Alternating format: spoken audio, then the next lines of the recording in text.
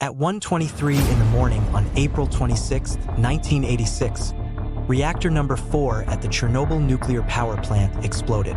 In just seconds, the worst nuclear disaster in human history had begun. This is that story. This is Pripyat, Ukraine. It once housed 50,000 people, workers and families who built their lives around the Chernobyl Nuclear Power Plant, just 2 miles away. Today, it's a ghost town, frozen in time since April 27, 1986, when every single resident was evacuated. They were told they'd return in 3 days. They never came back. The streets are silent. Nature has taken over. An amusement park that never opened stands rusted and still. This wasn't supposed to happen. Pripyat was a symbol of Soviet progress, modern, prosperous, and safe. Or so they thought. The Chernobyl nuclear power plant was the Soviet Union's pride, one of the largest nuclear facilities in the world. Located about 80 miles north of Kiev, it powered much of Ukraine with 4 massive RBMK 1000 reactors. Each reactor could generate 1,000 megawatts of electricity. Thousands worked there. It represented the pinnacle of Soviet technology. But the RBMK design had a fatal flaw, one that Soviet officials kept secret from their own operators. Late on April 25th, operators at Reactor 4 began a routine safety test. The goal was to see if the reactor's turbines could power emergency cooling systems during a blackout. Ironically, a safety test would trigger catastrophe. The test required reducing the reactor's power. But when power dropped too low, the operators panicked.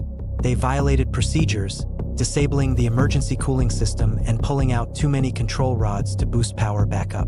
What they didn't know was that at low power, the RBMK reactor became dangerously unstable. At 1:23 a.m. on April 26th, power surged completely out of control. Operators hit the emergency shutdown button, but the flawed design made everything worse. The control rods actually increased the reaction for a few critical seconds. A massive steam explosion ripped through the reactor. 2 seconds later, a second blast, possibly hydrogen, blew the 1,000-ton concrete reactor lid completely into the air. The building was destroyed. The reactor core was now exposed to open sky. Graphite blocks inside the core caught fire, burning at over 2,000 degrees Celsius. That's more than 3,600 degrees Fahrenheit. Radioactive fuel, plutonium, and debris shot thousands of feet into the night air. The radiation around the exposed reactor reached 20,000 roentgens per hour. To put that in perspective, a lethal dose for a human being is about 500 roentgens over 5 hours. On that rooftop, workers could absorb a fatal dose in under a minute. Within minutes of the explosion, firefighters from Pripyat fire station arrived on scene. Lieutenant Volodymyr Pravik, just 23 years old, took command. He and his crews had no idea they were running into the most radioactive place on Earth. Their radiation detectors immediately maxed out, but nobody told them what that meant. They wore standard firefighting gear, helmets, rubber boots, heavy coats. Zero protection against radiation. Pravik and Lieutenant Viktor Kybnak led their men onto the roof of the reactor building, directly above the exposed, burning core. They were standing in lethal radiation. Firefighter Vasily Ignatenko later described picking up chunks of graphite from the reactor scattered on the ground. They didn't know what it was. By dawn, the fires on the building were out, but the damage was already done. By the end of July 1986, 28 firefighters and plant workers had died from acute radiation syndrome. Their bodies absorbed so much radiation that they had to be buried in lead coffins, sealed in concrete, at a cemetery outside Moscow. Lieutenant Pravik's brown eyes reportedly turned blue from the radiation exposure. Both Pravik and Kybnak were posthumously named heroes of the Soviet Union, the highest honor the country could give. For 36 hours after the explosion, the Soviet government said nothing. Nothing to its own people.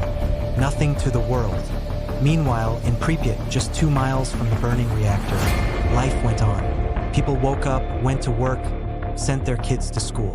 Children played outside, all while invisible radiation was saturating everything around them. It wasn't the Soviet Union that broke the news to the world. It was Sweden. On the morning of April 28th, 2 full days after the explosion, radiation alarms went off at the Forsmark nuclear power plant in Sweden, over 600 miles away. Swedish authorities traced the radiation back to the Soviet Union and demanded answers. Only then did Soviet officials admit an accident had occurred. But even then, they claimed it was under control. It wasn't. The evacuation of Pripyat had actually begun the afternoon of April 27th, but residents were told it was temporary. Pack light, they said. The Soviet Union needed to contain this disaster before it got worse, before a full meltdown could spread radioactive contamination across all of Europe. So they mobilized an army. They were called Liquidators, approximately 600,000 men and women. Soldiers, miners, firefighters, construction workers, scientists were recruited or conscripted from across the Soviet Union to fight this invisible war. Starting April 27th, Soviet military helicopters flew hundreds of missions directly over the burning reactor, dumping over 5,000 tons of sand, lead, clay, and boron onto the core. Around 600 pilots flew these missions through lethal radiation. Some reported tasting metal in their mouths, a known effect of extreme radiation exposure. On the ground, things were even worse. Radio-controlled robots were sent to clear the radioactive graphite and fuel debris from the reactor rooftops. But the radiation was so intense it destroyed the robots' electronics. Every single one failed, so they sent humans instead. Soldiers worked in shifts lasting just 40 to 90 seconds. That was the maximum time a person could safely be on that roof. They called these men biorobots.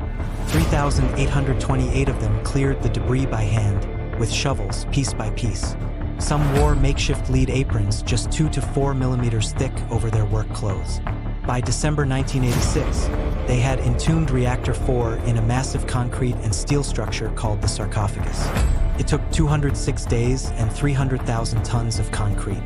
The average liquidator received a radiation dose 120 times the yearly limit considered safe. The full human cost, how many got sick, how many died, is still disputed to this day. The radioactive cloud drifted across Europe. It was detected in Sweden, Norway, Poland, and as far as the United Kingdom. A 30-kilometer exclusion zone, about 19 miles, was established around the plant. It remains largely uninhabitable today. The health toll has been devastating. The United Nations confirmed over 6,000 cases of thyroid cancer in people who were children at the time of the disaster. The total death toll is still debated. Estimates range from 4,000 to tens of thousands. And here's something most people don't know. Chernobyl's other 3 reactors kept running. The last one didn't shut down until December 2000, 14 years after the disaster. In 2016, a new containment structure was built over the crumbling sarcophagus, designed to hold the radioactive remains for the next 100 years. Today, nature has reclaimed Pripyat. Wolves, wild horses, and rare birds now roam the exclusion zone.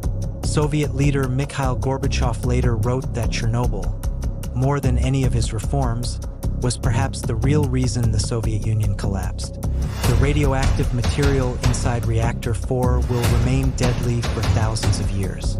This city will never be lived in again. Chernobyl is a permanent reminder. When safety is ignored, the consequences can last forever.